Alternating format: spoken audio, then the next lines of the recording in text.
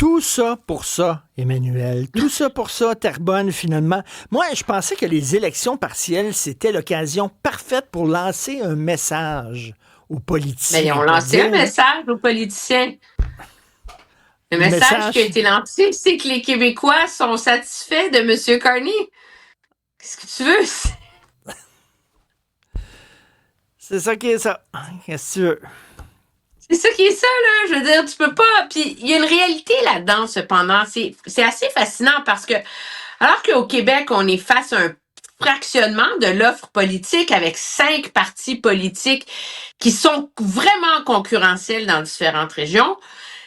Au Canada, en ce moment, on est vraiment dans un contexte de polarisation absolue, là.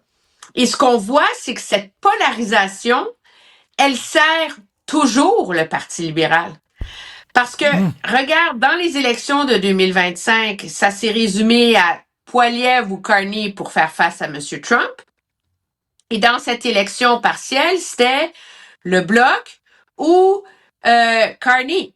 Et donc, c'est l'électorat conservateur s'est complètement effondré, mais il s'est séparé 50-50 dans les faits entre les deux partis politiques. Donc, c'est pas que le Bloc a fait une mauvaise campagne, c'est pas que le Bloc est impopulaire, c'est que la polarisation sert le le libéral parce que M. Carney est en train d'essayer d'être, sa tente est plus grande.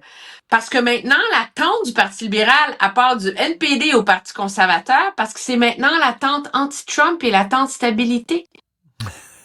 Et c'est ça qui compte pour les électeurs. Et donc, ça va compliquer sérieusement, je pense, le travail des partis d'opposition. En même temps, l'avantage pour eux, c'est qu'ils ont maintenant 3 ans et demi, là. 3 ans, dans les faits, là, pour pouvoir Hum. se réinventer, réfléchir, retourner à la base, renouveler leur offre politique. Puis ça, même Yves-François Blanchette l'a admis, là. Justement, Yves-François Blanchet parlait du vote de l'immigration. Ça, c'est tout le temps un peu délicat, ça, le vote des Mais oui, immigrants. mais tu sais, C'est dès le qu'on vote entend ethnique de vote de Parizeau, là. l'immigration, on a argent et vote ethnique, là, Ben mais tu sais, oui. c'est comme devenu, c'est comme Voldemort, tu sais, dans la sphère politique. On n'a pas le droit d'en parler, mais notre collègue Raphaël Pirot a crevé l'abcès, si on veut. Mais ce qui est intéressant là-dedans, c'est la réponse de Yves-François Blanchet, qui s'est fait demander, est-ce que le changement démographique, ça c'est l'euphémisme total, hein, a joué dans les résultats de Terrebonne. Et la réponse de Monsieur Yves-François Blanchet, c'est de dire oui, elle a joué cette fois-ci, ça a joué la fois d'avant. Donc, il y a une reconnaissance au sein du Bloc québécois que avec les changements démographiques, avec la hausse de la proportion d'immigrants dans des anciens châteaux forts, bleu pâle, là, péquiste Hmm. ou bloquiste, ça vient compliquer la donne. Le chiffre magique a toujours été 20%. Hein? On disait 20% d'immigrants fait en sorte que le PQ ne peut plus gagner une certaine circonscription. Terrebonne, c'est juste à la ligne, c'est à 16% de minorités visibles selon les données là, dans la circonscription. Mais ce qui est fascinant, c'est la réponse de Yves-François Blanchet. Puis je vais vraiment regarder mes notes pour être OK. précise parce que c'est litigieux, puis je veux pas me faire accuser de dire ce que j'ai pas dit. Il dit c'est certain que ça fait longtemps qu'on le sait qu'il y a ce problème-là. Mais que quand tu es dans des mandats minoritaires, ben, tu es toujours préoccupé par une échéance électorale. Tu peux pas investir dans des grands chantiers à long terme. Tu as toujours un fusil sur la tempe. Donc, tu n'as pas le temps d'aller parler à l'électorat qui ne t'est pas potentiellement acquis. Et donc, il Hmm. dit, il faut réussir à trouver une façon de parler aux immigrants. On n'a pas le choix. Si le Bloc Mhm. québécois veut prospérer, si notre option souverainiste peut prospérer, et c'est là qu'il y a la phrase qui tue dans mon esprit, bien humblement, il dit, on a le devoir d'aller parler aux gens issus de l'immigration. Mais il faut leur parler de la bonne manière. On ne parlera pas aux immigrants, on ne va pas convaincre les immigrants en leur disant qu'on ne veut pas les voir chez nous. Il parle de qui Alors, en disant ça? Il parle de qui? écoute, c'est c'est une fracture qui a toujours existé, je pense. Je suis pas une historienne du mouvement souverainiste, là, donc je corrige-moi tant que tu veux. Mais ma compréhension, c'est que c'est une fracture qui a toujours existé. Est-ce que le PQ, est-ce que le mouvement souverainiste pouvait convaincre les immigrants d'embarquer dans l'aventure de l'indépendance? Certains ont essayé, mais le Bloc a traditionnellement toujours été plus partisan de cette voie-là, je pense, que le Parti québécois. Mais là, on est vraiment dans un discours où on a un chef du Parti québécois qui est très en faveur de resserrer, de refermer l'immigration. Monsieur Saint-Pierre Plamondon nous dirait et répéterait qu'il n'est pas anti-immigrant, et j'en suis, mais entre les mots qui sont prononcés et la perception de l'électorat, tu le sais, ça arrive souvent qu'il y a un gouffre. Hein? Et donc, pour Yves-François Blanchet d'aller sur la place publique et dire, écoutez, là, faut qu'on arrête de laisser l'impression que le monde pense qu'on veut pas d'immigrants, on pourra jamais gagner.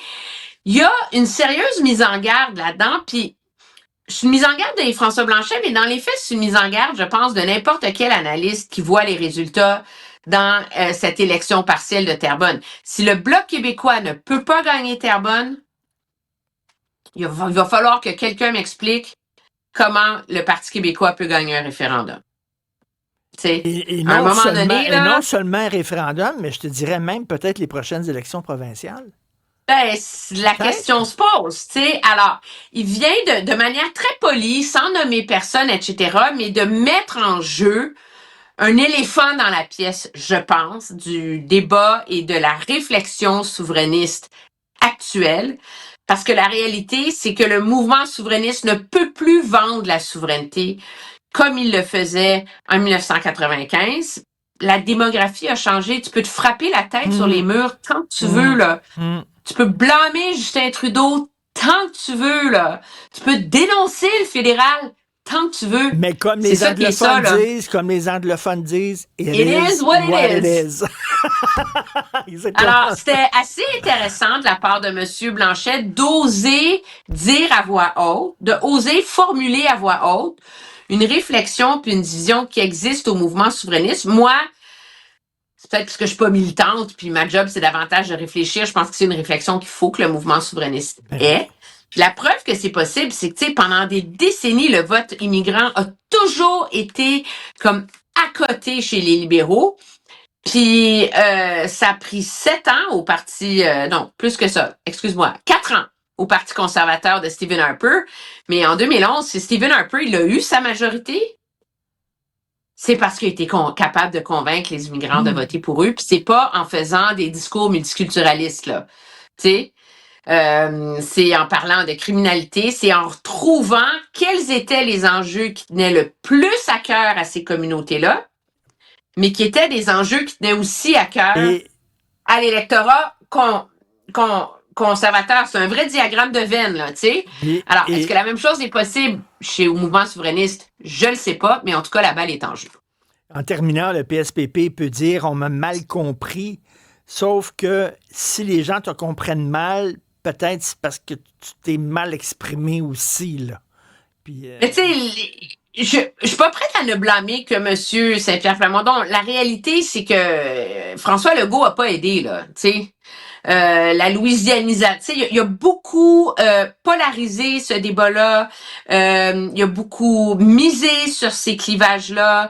Il l'a pas mené avec des gants blancs, puis de la manière la plus moins partisane et la plus inclusive possible, mettons. Tu sais, je pense que tu peux viser les mêmes résultats en tenant un discours qui est moins blessant pour les immigrants.